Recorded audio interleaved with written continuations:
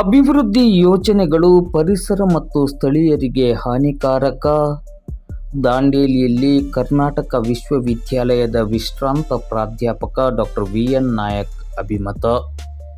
ಉತ್ತರ ಕನ್ನಡ ಜಿಲ್ಲೆಯಲ್ಲಿ ಅನುಷ್ಠಾನಗೊಳ್ಳುವ ಅನೇಕ ಅಭಿವೃದ್ಧಿಪರ ಯೋಜನೆಗಳು ಪರಿಸರಕ್ಕೆ ಹಾಗೂ ಸ್ಥಳೀಯ ನಿವಾಸಿಗಳಿಗೆ ಹಾನಿಕಾರಕವಾಗಿರುವುದು ಸ್ಪಷ್ಟವಾಗಿದೆ ಎಂದು ಕರ್ನಾಟಕ ವಿಶ್ವವಿದ್ಯಾಲಯದ ವಿಶ್ರಾಂತ ಪ್ರಾಧ್ಯಾಪಕರಾದ ಡಾಕ್ಟರ್ ವಿ.ಎನ್. ನಾಯಕ್ ಅವರು ಅಭಿಪ್ರಾಯಿಸಿದರು.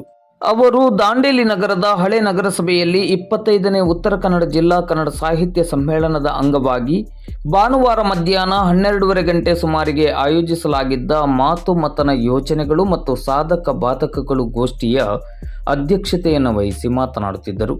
ಕಾಳಿ ನದಿ ಯೋಜನೆ ಆರಂಭದ ವೇಳೆ ಸೂಪಾ ತಾಲೂಕನ್ನು ಕಳೆದುಕೊಳ್ಳಬೇಕಾಯಿತು. ಹಲವು ಹಳ್ಳಿಗಳು ಇನ್ನೂ ಕತ್ತಲಲ್ಲಿ ಮುಳುಗಿವೆ. ಜಿಲ್ಲೆಯಲ್ಲಿ ಉತ್ಪಾದನೆಯಾಗುವ ವಿದ್ಯುತ್ ಕಡಿಮೆ ದರದಲ್ಲಿ ಗೋವಾ ರಾಜ್ಯಕ್ಕೆ ಹೋಗುತ್ತಿದೆ. ಇಂತಹ ಸ್ಥಿತಿಯಲ್ಲಿ ಪರಿಸರ, ಆಸ್ತಿ ಹಾಗೂ ಮೂಲಸೌಕರ್ಯವನ್ನು ಕಳೆದುಕೊಳ್ಳಬೇಕೇ ಎಂಬ ಪ್ರಶ್ನೆ ಎಲ್ಲರಲ್ಲಿ ಮೂಡುವುದು ಸಹಜ ಎಂದು ಹೇಳಿದರು. ಪತ್ರಕರ್ತರಾದ ಪ್ರಮೋದ್ ಹರಿಕಂತ್ ಅವರು ಮಾತನಾಡಿ, ಯೋಜನೆಗಳಿಂದ ಸ್ಥಳೀಯ ಪರಿಸರಕ್ಕೆ ಮತ್ತು ಜನಜೀವನಕ್ಕೆ ತೊಂದರೆಯಾಗುವಂತಹ ಯೋಜನೆಗಳನ್ನು ವಿರೋಧಿಸುವ ನಿಟ್ಟಿನಲ್ಲಿ ಜನಜಾಗೃತಿಯ ಅನಿವಾರ್ಯತೆ ಇದೆ. ಹಿಂದೆ ಜಿಲ್ಲೆಗೆ ವಿದೇಶಿ ಪ್ರವಾಸಿಗರು ಹೆಚ್ಚಿನ ಸಂಖ್ಯೆಯಲ್ಲಿ ಬರುತ್ತಿದ್ದರು. ಇದೀಗ ರಸ್ತೆ ದುಸ್ಥಿತಿಯ ಕಾರಣ ಪ್ರವಾಸಿಗರು ಜಿಲ್ಲೆಯ ಕಡೆ ಮುಖ ಮಾಡುತ್ತಿಲ್ಲ. ಕೈಗಾರಿಕೆಗಳ CSR ನಿಧಿ ಸ್ಥಳೀಯ ಅಭಿವೃದ್ಧಿಗೆ ಬಳಕೆಯಾಗದೆ ಸರಕಾರಿ ಕಚೇರಿಗಳಿಗೆ ವಾಹನ ಹಾಗೂ ಗಣಕಯಂತ್ರ ಒದಗಿಸಲು ಸೀಮಿತವಾಗುತ್ತಿದೆ ಎಂದು ಟೀಕಿಸಿದರು. ಜೋಯಿಡದ ಕಾಳಿ ಬ್ರಿಗೇಡ್ ಸಂಸ್ಥಾಪಕರಾದ ರವಿ ರೇಡ್ಕರ್ ಅವರು, ಜೋಯಿಡದ ಜನತೆಗೆ ಸಾವಯವ ಕೃಷಿ ಮತ್ತು ಪರಿಸರ ಪ್ರವಾಸೋದ್ಯಮವೇ ಆಸರೆಯಾಗಿದೆ. ಕಾಳಿ ನದಿಯ ಕುರಿತಂತೆ ಇನ್ನೊಂದು ಯೋಜನೆ ಯಾವುದೇ ಕಾರಣಕ್ಕೂ ಬರಬಾರದು. ಈ ನಿಟ್ಟಿನಲ್ಲಿ ಸರ್ಕಾರಕ್ಕೆ ಈ ಸಮ್ಮೇಳನದ ಮೂಲಕ ಒಂದು ನಿರ್ಣಯವನ್ನು ಕಳುಹಿಸಬೇಕೆಂದು ವಿನಂತಿಸಿದರು. ಗ್ರೀನ್ ಇಂಡಿಯಾ ಸಂಸ್ಥೆಯ ನಿರ್ದೇಶಕರಾದ ಡಾಕ್ಟರ್ ಬಿ.ಪಿ. ಮಹೇಂದ್ರ ಕುಮಾರ್ ಅವರು ಜಿಲ್ಲೆಯಲ್ಲಿ ಈವರೆಗೆ ಕೈಗೊಂಡಿರುವ ಯೋಜನೆಗಳು ಮತ್ತು ಅದರ ಸಾಧಕ ಬಾಧಕಗಳ ಬಗ್ಗೆ ಮಾತನಾಡಿದರು. ಗೋಷ್ಠಿಯಲ್ಲಿ ವಿಠಲ್ ಕೋರ್ವೇಕರ್ ಮತ್ತು ಡಾಕ್ಟರ್ ಪಿ. ನಾಗೇಂದ್ರ ವಿಷಯಕ್ಕೆ ಸಂಬಂಧಿಸಿದಂತೆ ವಿಚಾರಗಳನ್ನು ಮಂಡಿಸಿದರು. ಸುಬ್ರಾಯ್ ಭಟ್ ಬಕ್ಕಳ್ ಅವರು ಸ್ವಾಗತಿಸಿದರು. ಶೋಭಾ ಮುದ್ದಪ್ಪನವರು ವಂದಿಸಿದರು. ಸಂದೇಶ್ ಎಸ್. ಜೈನ್ ನಿರೂಪಿಸಿದರು. ಮೀನುಗಾರಿಕೆ ಹಾಳಾಗ್ತದೆ, ಅದರ ಬಗ್ಗೆ ಚಿಂತೆ ಇಲ್ಲ. ಇನ್ನು ನಂತರ ಅಘನಾಶಿನಿ ನದಿಯನ್ನು ವೇದಾವತಿ ನದಿಗೆ ಜೋಡಣೆ ಮಾಡಿ ನೀರನ್ನು ಹೊರಗೆ ತಗೊಂಡು ಹೋಗುವಂಥ ಒಂದು ಯೋಜನೆಯನ್ನು ಪ್ರಸ್ತಾಪದಲ್ಲಿದೆ. ಹಾಗಿದ್ರೆ ನಮಗೆ ಕರಾವಳಿಯವರಿಗೆ, ಉತ್ತರ ಕನ್ನಡ ಜಿಲ್ಲೆಯವರಿಗೆ ಇದರಿಂದ ಏನಾದರೂ ಲಾಭ ಇದೆಯಾ ಅನ್ನೋದನ್ನು ನಮ್ಮ ಮಂಡನಕಾರರು ನಿಮಗೆ ತಿಳಿಸ್ಲಿದ್ದಾರೆ. ಇವೆಲ್ಲಕ್ಕಿಂತ ಇನ್ನೂ ಕೆಟ್ಟದ್ದು ಇನ್ನೊಂದು ಯೋಜನೆ ಬರ್ತಾ ಇದೆ. ಅದು ಏನಂತ ಹೇಳಿದ್ರೆ ವಿಷಯ ನಂದು ಕಳೆದ ಸುಮಾರು ಒಂದು 15 ವರ್ಷದಿಂದ ಕಾಳಿ ನದಿ ಬಗ್ಗೆ ಕೆಲಸ ಮಾಡ್ತಾ ಇದ್ದೇನೆ. ಆದರೆ ನಾನು ಎರಡು ಶಾರ್ಟ್ ವಿಷಯಗಳ ಬಗ್ಗೆ ಮಾತಾಡಿ ನನ್ನ ಮಾತುಗಳು ಮುಗಿಸ್ತೇನೆ.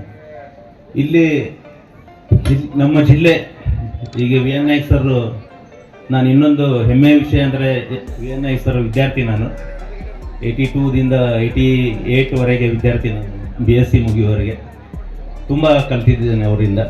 ಅದಕ್ಕೆ ನಂದು ಹೆಮ್ಮೆಯ ಸಂಗತಿ, ನಾನು ಅವ್ರ ಜೊತೆಗೆ ಇವತ್ತು ವೇದಿಕೆ ಮೇಲೆ ಇದ್ದೇನೆ. ಎರಡು ವಿಷಯಗಳ ಬಗ್ಗೆ ನಾನು ತುಂಬ ಶಾರ್ಟ್ ಆಗಿ ಮಾತಾಡಿ ನನ್ನ ಮಾತುಗಳು ಮುಗಿಸ್ತೇನೆ. ಕಳೆದ ಒಂದು 2-3 ವರ್ಷಗಳ ಹಿಂದೆ ಜೋಯಿಡಾ ತಾಲೂಕ ಇದು ಆರ್ಗ್ಯಾನಿಕ್ ತಾಲೂಕ ಅಂತೇಳಿ ಘೋಷಣೆ ಆಯಿತು. ಇದು ಒಂದು, ಮತ್ತೆ ಪ್ರವಾಸೋದ್ಯಮ ಇಲ್ಲಿ ಇರುವಂಥದ್ದು. ಯಾಕೆ ಈ ವಿಷಯಗಳ ಬಗ್ಗೆ ಮಾತಾಡ್ತೇನೆ ಅಂದರೆ, ಇದು ಎರಡೇ ದಾರಿಗಳು ನಮಗೆ ಇರುವಂಥದ್ದು ಮುಂದಿನ ದಿವಸದಲ್ಲಿ. ವಿಶೇಷತಃ ಕಾಳಿ ನದಿ ತೀರದಲ್ಲಿ ಇರುವಂಥ ಜನ ನಾವು, ಜೋಯಿಡಾದಿಂದ ಸದಾಶಿವಗಢದವರೆಗೆ. ಇಲ್ಲಿ ಬೇರೆ ಯಾವ ಇದಕ್ಕೆ ಅವಕಾಶಗಳು ಇಲ್ಲ, ಮತ್ತೆ ಅವಕಾಶಗಳು ಇರಬಾರ್ದು.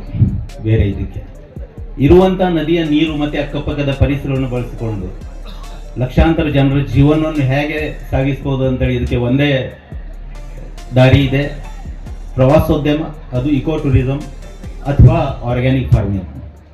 ಅದಕ್ಕೆ ನಾವು 2 ಸಂಸ್ಥೆಗಳನ್ನು ಈ ದಿಕ್ಕಿನಲ್ಲಿ ಮಾಡಿದ್ದೇವೆ, ಕೆಲಸ ಮಾಡ್ತಾ ಇದ್ದೇವೆ ಸುಮಾರು 5-6 ವರ್ಷಗಳಿಂದ. ಒಂದು ಆರ್ಗ್ಯಾನಿಕ್ ಕೋಆಪರೇಟಿವ್ ಸೊಸೈಟಿ ಮಾಡಿದ್ದೇವೆ, ಒಂದು ಪ್ರವಾಸೋದ್ಯಮ ಸಂಸ್ಥೆ ಮಾಡಿದ್ದೇವೆ. ಜನರಿಗೆ ಇಲ್ಲಿಯ ಪರಿಸರವನ್ನು ಉಳಿಸಿಕೊಂಡು ಹೇಗೆ ಪ್ರವಾಸೋದ್ಯಮನ ಮಾಡ್ಬೋದು, ಹೇಗೆ ಅರ್ನಿಂಗ್ಸ್, ಇಲ್ಲಿ ರೆವೆನ್ಯೂ ಹೇಗೆ ಎಸ್ಬೋದು ಅಂತೇಳಿ ನಾವು ಪ್ರತಿ ತಿಂಗಳ ಒಂದು ಸಭೆ ನಡೆಸ್ತೇವೆ, ಟ್ರೈನಿಂಗ್ಗಳು ಮಾಡ್ತಾ ಇದ್ದೇವೆ ಪ್ರವಾಸೋದ್ಯಮಿಗಳಿಗೆ. ಸರ್ಕಾರದ ಹತ್ರ ಈ ಸಮಾವೇಶ ಮುಖಾಂತರ, ಈ ಪರಿಷತ್ ಮುಖಾಂತರ ಸರ್ಕಾರಕ್ಕೆ ಒಂದು ವಿನಂತಿ ಅಥವಾ ನಿರ್ಣಯಗಳನ್ನು ನಾವು ಕಳಿಸ್ಬೋದು. ಅದೇನೆಂದರೆ, ಇನ್ನೊಂದು ಯೋಜನೆ ಈ ಭಾಗದಲ್ಲಿ ಬೇಡ. ಈಗಾಗಲೇ ಇದ್ರದ್ದು ಕ್ಯಾರಿಂಗ್ ಕೆಪಾಸಿಟಿ ಮುಗಿದೋಗಿದೆ ಇದು ಗಾಳಿ ರಿವರ್ದು. ಮತ್ತೊಂದು ಯೋಜನೆ ಟಾಲರೇಟ್ ಮಾಡುವಂಥ ಪರಿಸ್ಥಿತಿ ನಮ್ಮ ಕಾಳಿ ನದಿಗೆ ಇಲ್ಲ, ಈ ಪರಿಸರಕ್ಕೆ ಇಲ್ಲ.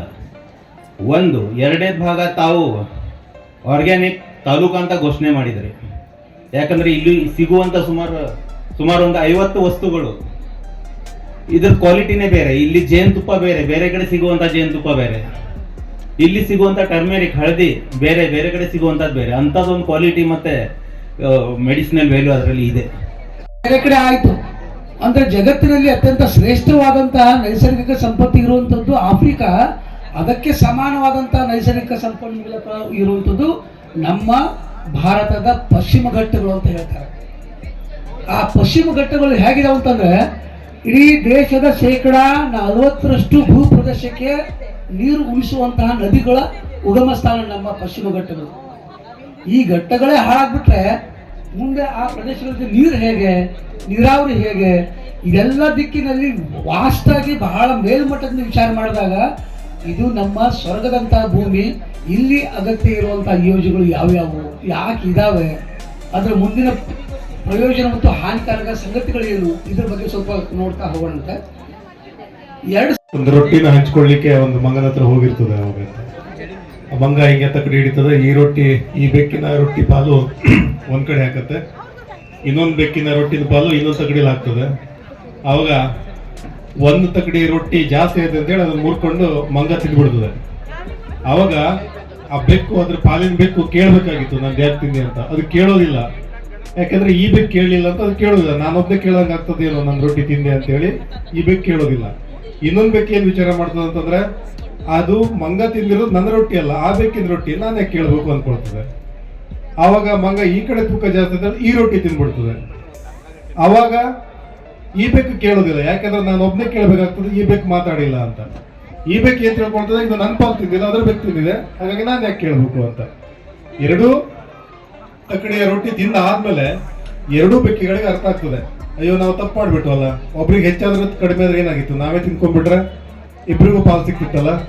ನಮ್ಮ ಜಿಲ್ಲೆಯಲ್ಲಿ ಈ ತರ ಒಂದು ಘಟ್ಟ ಮತ್ತೆ ಕರಾವಳಿ ಅನ್ನುವಂತ ಒಂದು ಈ ವಿಭಜನೆ ಆಗಿದ್ರಿಂದ ಕೆಲವೊಂದು ಯೋಜನೆಗಳು ಈಡೇರಲಿಕ್ಕೆ ಕೆಲವೊಂದು ಸುಲಭ ದಾರಿಗಳು ಸೃಷ್ಟಿ ಆದವು. ಇದನ್ನ ಹೇಳಿದ್ರೆ ತಪ್ಪನ್ಸ್ಬೋದು, ಆದ್ರೆ ವಾಸ್ತವವನ್ನ ಹೇಳಿದ್ರಲ್ಲಿ ಯಾವುದೂ ತಪ್ಪಿಲ್ಲ, ನಾವು ಒಪ್ಕೋಬೇಕು. ಈಗ ಅದು ಜಾಗೃತಿಯಾಗಿ ಅದು ಯಾವ ಮಟ್ಟಿಗೆ ಬಂದಿದೆ ಅಂತ ಹೇಳಿದ್ರೆ, ನೀವು ಹೀಗೆ ಕಲ್ಪನೆ ಮಾಡಿ ಉತ್ತರ ಕನ್ನಡ ಜಿಲ್ಲೆ ಇರುವಂತಹ ಪ್ರತಿ ಒಂದು ತಾಲೂಕುಗಳು ಯೋಜನೆಯ ವಿರುದ್ಧ ಹೋರಾಟಕ್ಕೆ ನಿಂತಿದ್ದಾವೆ. ಕಾರವಾರದಲ್ಲಿ ಹೋರಾಟ, ಅಂಕೋಲದಲ್ಲಿ ಹೋರಾಟ, ಕುಮಟಾ, ಹೊನ್ನಾವರ, ಭಟ್ಕಳ, ಸಿದ್ದಾಪುರ, ಸಿರ್ಸಿ, ಯಲ್ಲಾಪುರ, ಹೇಳ್ತೀನಿ. ಕರಾವಳಿ ಅಂತ ಬಂದ್ರೆ ಬಂದರ ವಿರುದ್ಧ ಹೋರಾಟ ನಡೀತಾ ಇದೆ.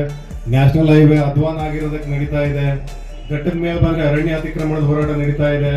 ಈಗ ಬೇಡ್ತಿ ನದಿ ಹೋರಾಟ, ಅಘನಾಶಿನಿ ಹೋರಾಟ.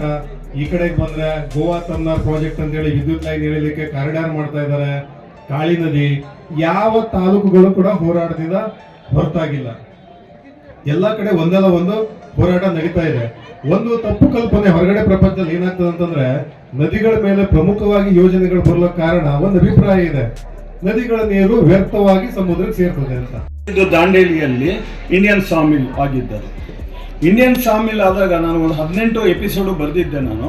ಅದನ್ನು ಬ್ರಿಟಿಷರು ಇಲ್ಲಿಗೆ ಬಂದಾಗ ಇಲ್ಲಿಯ ಸಂಪತ್ತನ್ನು ದೋಚುವ ಭಾಗವಾಗಿ ಬರ್ತಾರೆ. ಇಲ್ಲಿಗೆ ಬಂದಾಗ ಕ್ಯಾಸಲ್ ರಾಕ್ ಮೊದಲನೇ ಕರ್ನಾಟಕದ ಮೊದಲನೇ ರೈಲ್ವೆ ಸ್ಟೇಷನ್ ಅದು. ಅಲ್ಲಿಂದ ಅದನ್ನು ಗೋವಾಗೆ ಸಾಮಾನು ಸಾಗಿಸೋಕ್ಕೆ ಇಲ್ಲಿ ಮ್ಯಾಂಗ್ನೀಸ್ ಓರ್ ಇರುತ್ತೆ, ಟೀಕ್ ಇರುತ್ತೆ. ಟೀಕ್ ಎಲ್ಲಿವರೆಗೂ ಅಂತ ಹೇಳಿದ್ರೆ ನಮ್ಮ ವೈಟ್ ಹೌಸ್ ಏನಿದೆಯಲ್ಲ ಅಮೇರಿಕದ್ದು, ಅಲ್ಲಿ ಕೂಡ ಸಾಗಿಸ್ತಾರೆ. ಹಾಗಾಗಿ ಇವೆರಡು ಅವಾಗ ಬರ್ತವೆ. ನಂತರದ ಅರಣ್ಯ ಕಾಯ್ದೆಗಳು ಮತ್ತು ಅದರ ದುಷ್ಪಾನೆಗಳು ದಾಂಗುಡಿ ಇಡ್ತವೆ. ಅದರ ಕಂಪನಿ ಇದು ರಾಷ್ಟ್ರೀಯ ಉದ್ಯಾನವನ ಇತ್ತೀಚೆಗೆ ಬರೋದಾದರೆ, ಅದರಿಗಿಂತ ಮುಂಚೆ ಇಂಡಿಯನ್ ಫಾರೆಸ್ಟ್ ಆ್ಯಕ್ಟ್ ಬರುತ್ತೆ 1878ಅಲ್ಲಿ, ಡಿವೋಷನಲ್ ಆ್ಯಕ್ಟ್ ಬರುತ್ತೆ 1820ಅಲ್ಲಿ, ವಿಕೇಂದ್ರೀಕರಣ ಕಾಯ್ದೆ, ಇಂಪೀರಿಯಲ್ ಫಾರೆಸ್ಟ್ ಆ್ಯಕ್ಟ್ ಬರುತ್ತೆ 1852ಅಲ್ಲಿ. 1915ನಲ್ಲಿ ರಾಷ್ಟ್ರೀಯ ಉದ್ಯಾನವನ ನಮ್ಮ ದೇಶಕ್ಕೆ ಕಾಲಿಟ್ಟರು ಕೂಡ ಇಲ್ಲಿಗೆ ಇತ್ತೀಚೆಗೆ ಅದು 1997ಅಲ್ಲಿ ಶುರುವಾಗುತ್ತೆ. ಸೊ ಇಲ್ಲಿ ಏನಾಗುತ್ತೆ ಅಂತ ಹೇಳಿದ್ರೆ, ಭಾಳಷ್ಟು ಆ್ಯಕ್ಟ್ಗಳು, ಅದರಲ್ಲಿ ಲ್ಯಾಂಡ್ ರಿಫಾರ್ಮೇಷನ್ ಆ್ಯಕ್ಟ್ ಆಗುತ್ತೆ, ಟ್ರೈಬಲ್ ಆ್ಯಕ್ಟ್ ಅಂತ ಒಂದು ಬರುತ್ತೆ, ಒಂದು ಕ್ರಿಮಿನಲ್ ಟ್ರೈಬ್ ಆ್ಯಕ್ಟ್ ಅಂತ ಬರುತ್ತೆ. ಭಾಳ ಜನ ಗೊತ್ತಿರಲಿಲ್ಲ ಅನಿಸಿದ್ರೆ ಹೊನ್ನಳ್ಳಿ ಆಗುತ್ತೆ, ತಟ್ಟಿಹಳ್ಳ ಆಗುತ್ತೆ, ಶರವತಿ ಟೈಲರೀಸ್ ಆಗುತ್ತೆ, ಹಾಗೆ ಕೊಡಸಳ್ಳಿದಾಗುತ್ತೆ, ಎಲ್ಲನೂ ಮಾಡ್ತಾರೆ. ಅದ್ರದ್ದು ಏನೇನಾಗಿದೆ ಅನ್ನೋ ಅದರ ಕಷ್ಟಗಳು ನಿಮಗೆ ಗೊತ್ತಿದೆ. ಅವಶ್ಯಕವಾದ ಸಮಸ್ಯೆಯ ಪರಿಹಾರ ನೀಡಲಿಕ್ಕೆ ಬೇಕಾದಂಥ ವಿಷಯ ಅಂದರೆ ಅವರ ಕಳಕಳಿ. ನಮ್ಮ ಇಡೀ ಉತ್ತರ ಕನ್ನಡದ ಯಾವತ್ತೂ ಸಮುದಾಯಗಳ ಅವಶ್ಯಕತೆಗಳನ್ನು ಪರಿಗಣಿಸಿ ಈ ಯೋಜನೆಗಳು ನಮಗೆ ಬೇಕೋ ಬೇಡವೋ ಅನ್ನೋದನ್ನು ಅತಿ ಸರಳವಾಗಿ ಅವರು ವಿಷಯಗಳ ಮೂಲಕ ಮಂಡನೆ ಮಾಡಿದ್ದಾರೆ. ನಮ್ಮ ಶಿಷ್ಯ ಅಂತ ಹೇಳಿದರು ಅವರು, ನಾನು ಆರಂಭ ಮಾಡಿದ್ದು ಕಾಳಿ ಜಲವಿದ್ಯುತ್ ಯೋಜನೆ.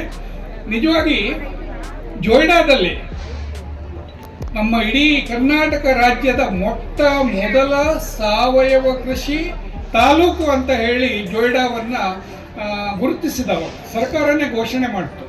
ನಮಗೆ ಭಾಳ ಸಂತೋಷ ಆಗಿತ್ತು. ಅದರೊಳಗೆ ಇವರು ರೇಡ್ಕರ್ ಅವರ ಪಾತ್ರ ಎಷ್ಟಿದೆ ಅಂತ ಪ್ರವಾಸೋದ್ಯಮ ಇದೆ. ನಮ್ಮಲ್ಲಿ ಪಕ್ಷಿ ವೀಕ್ಷಣೆ, ವಿಶಾಲವಾದ ಕಾಂಡ್ಲ ಪ್ರದೇಶಗಳಿದ್ದಾವೆ. ಕಾಳಿ ನದಿ ಬಗ್ಗೆ ಹೇಳೋದಿದ್ರೆ, ಈಗ ಕಾಳಿ ನದಿಯ ಅಳಿವೆಯನ್ನು ನಾವು CVCA ಅಂದರೆ ಕ್ರಿಟಿಕಲಿ ವಲ್ನರೇಬಲ್ ಕೋಸ್ಟಲ್ ರೀಜನ್ ಅಂತ ಹೇಳಿ ಘೋಷಣೆ ಮಾಡಿಸಾಗಿದೆ. ಅಂದರೆ ಆ ಪ್ರದೇಶದಲ್ಲಿ ಯಾವುದೇ ಹೊಸ ಯೋಜನೆಗಳನ್ನು ತರುವಂತಿಲ್ಲ. ಯಾಕಂದರೆ ಅದು ಜೀವವೈವಿಧ್ಯದ ದೃಷ್ಟಿಯಿಂದ, ಪರಿಸರದ ದೃಷ್ಟಿಯಿಂದ ಅತಿ ಸೂಕ್ಷ್ಮ ಪ್ರದೇಶ ಅಂತ ಈಗಾಗಲೇ ಘೋಷಣೆ ಆಗಿದೆ. ಈ ವಿಷಯಗಳನ್ನು ರೇಡ್ಕರ್ ಅವರು ತುಂಬ ಚೆನ್ನಾಗಿ ಮಂಡನೆ ಮಾಡಿದರು.